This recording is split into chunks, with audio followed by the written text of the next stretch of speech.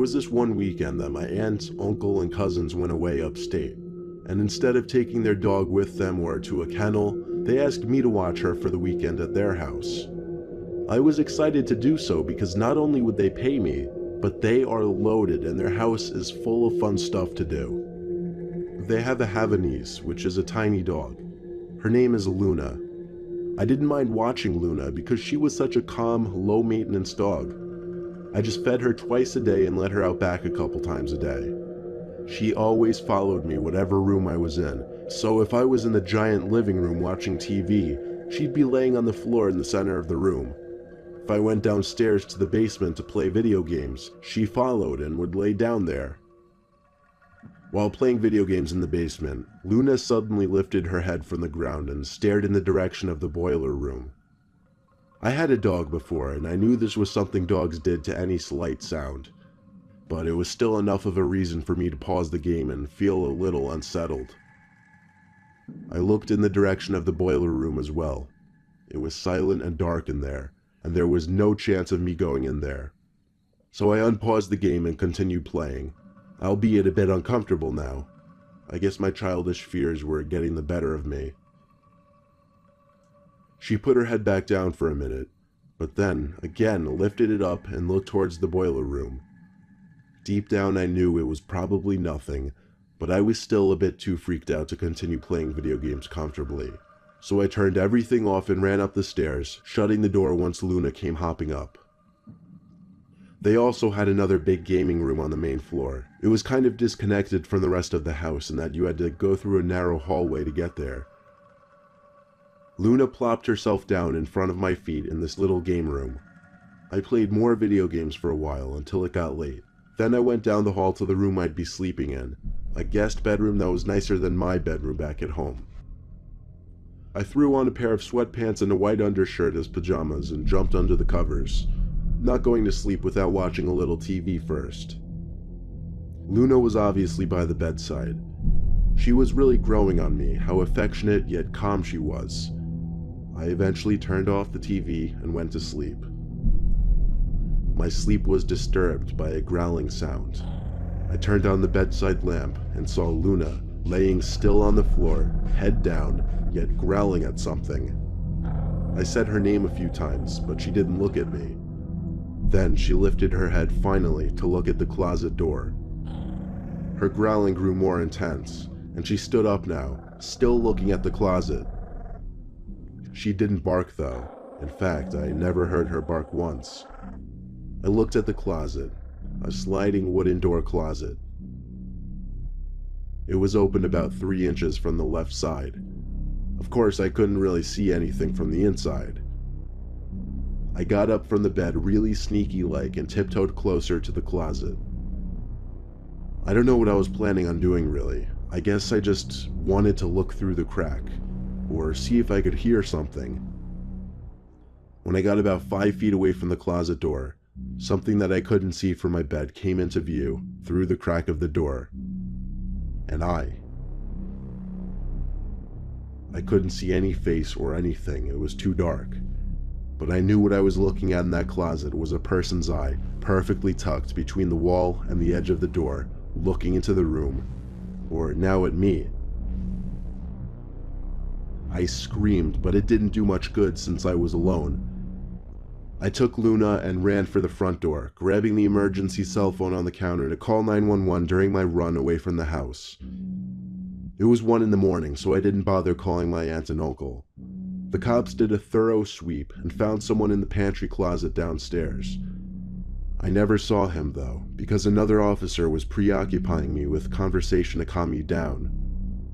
I was just relieved to go back inside, knowing I was the only one in the house, besides Luna of course, who just might have saved my life that night.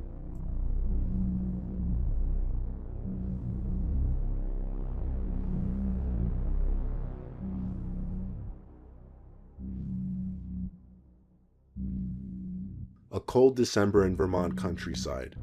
Home alone for the night, watching my friend's dog Chester, doing him a favor. Even though it was unbearably cold outside, I couldn't let his dog out in the yard. We don't have fences up here, so he could easily run into the woods and get lost. That meant, unfortunately, I had to take him for a walk in the cold. My friend gave me an old, dirty, blue tearing leash to use. Chester seemed excited when I hooked up the leash ring onto his collar ring, and he instantly pulled me towards the front door. I could already tell he'd be a pain in the ass to walk. Stepping out into the cold was a major shock to my body. I just wanted to get through this walk as soon as possible. I ran a little bit with Chester just to warm myself up. He stopped us to sniff one of the countless trees on the side of the dirt road. I thought for sure he'd do his business, but then he perked up and stared off into the woods. Then his deep, loud bark started echoing through the woods as he tugged and tried to pull me into the woods. I tried my hardest to hold him back, but the leash snapped at a weak point, and off Chester went into the woods, disappearing in seconds. His barking faded away into the woods until I couldn't hear it anymore. I chased after him, screaming his name. He probably ran off chasing a deer or a small animal or something, but with only the light of my phone, I knew I wouldn't be able to find him. He would have to come back to me on his own. After a while, I stood in place and continuously called Chester's name. I heard footsteps nearby and got excited that Chester must have been coming back. But as the footsteps got louder, I realized they were much too loud, slow, and heavy to be a dog's footprints. They sounded more like a pair of feet making the noise, not 4 legs. I turned out my light, now convinced I was hearing the footsteps of a person. The footsteps seemed to be circling me. My fear was if it was intentional or not, and if I'd been seen or not. I tried my best to tiptoe back to the road. I was covering decent distance, and then the sound of the footsteps just stopped, or faded away. I don't remember noticing which one.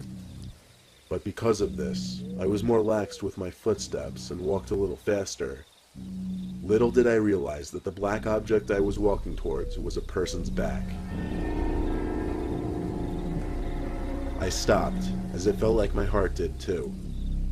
I was covering my mouth, trying not to make a sound, but it was obviously too late. The person definitely heard my footsteps. At this point, I took a chance and asked if they had by some chance seen my dog. But they didn't even turn around. They had their hood on, so I couldn't even gauge what they looked like. I took another chance and put my hand on their shoulder, and once again, felt like my heart stopped. The shoulder felt hard and wooden. I walked in front of the body facing the tree and saw nothing inside of the hood. Nothing but a long stick holding it up. It was some kind of fake dummy. That meant whatever was making those footsteps was still nearby. I didn't care about the noise anymore. I just ran back to the road and then up the hill and back to the house. I never went back for Chester, and he never came back to the house. Telling my friend was the worst part. He hated me afterwards, and I expected he would, given that we weren't exactly the closest friends to begin with already. That night, though, I had a nightmare. That I was in my room, and I heard Chester's barks out in the woods, like scared, whimpering type barks. I woke up and looked out the window to the dark woods, hoping the barks were real and I just heard them in my dream. But they weren't. It was silent. I don't know what happened to Chester. I don't know what the dummy was doing in the woods, and I don't know who was making those footsteps that night. Quite frankly, I'm not sure I want to know the answer to any of it.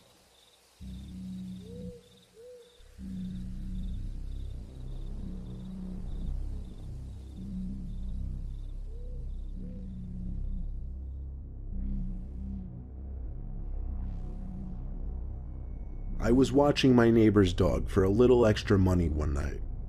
She was a creepy neighbor though, not intentionally, but she was kind of old and had an antisocial vibe to her. She was obsessed with her dog, so when she was apparently visiting family or something across the state and couldn't bring the dog, she practically begged me to watch her. But when I agreed for the right price, she literally scolded me about what to do and not to do as far as taking care of her. The dog's name was Hazel. There was a lot of pressure put on me for watching this dog. She insisted I stay at her place instead of taking the dog next door to our place. She had a spare bedroom with a single twin-sized bed and a desk in the corner. That was all that was in the room. The dog was small, white, and puffy. I don't exactly know what kind, maybe a Bichon Frise. It was loud, yappy, and annoying though, and I hated it. I started watching it around 5, and just played on my phone for hours, only feeding the dog once that night. Thankfully, I'd only be doing this for one night. I brought over my Xbox to play games on her TV, but then I realized the TV was so archaic it didn't even have an HDMI port, so I couldn't even hook it up. So I spent most of the day playing games on my phone and listening to Hazel's yapping at every little thing. I did do a little snooping around, of course.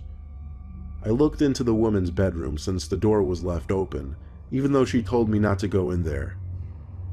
The furniture was all archaic in there as well, and there was a big rectangular rug in the middle of the room, with Indian-looking patterns. When night came, I went to bed as early as possible, like 9 o'clock. I'm sure Hazel was sleeping in the woman's room. I didn't really care. I woke up in the middle of the night to the sound of Hazel's constant barking. I screamed, "Shut up," but the barking seemed kind of muffled in sound, like it was coming from a basement or something. But I wasn't aware of a basement in the house. I walked to where I heard the barking coming from. I was confused to realize it was coming from the woman's bedroom. I walked inside and saw the rug in the middle of the room had been rolled up to the corner, exposing a door in the grounds, opened up. It was pitch black down there, but Hazel's barking was definitely coming from down there. I was scared shitless. Obviously Hazel didn't open this door, and she was barking at something down there. I didn't want to shine a light down there in fear of what I was going to see. I was about to leave the house and run home, but I couldn't just leave Hazel down there. I whispered her name, and then the barking stopped. I was hoping to see her running up the stairs from the dark abyss any moment, but she didn't. Something did come out of the darkness, though. It was a hand grabbing onto the side of the opening.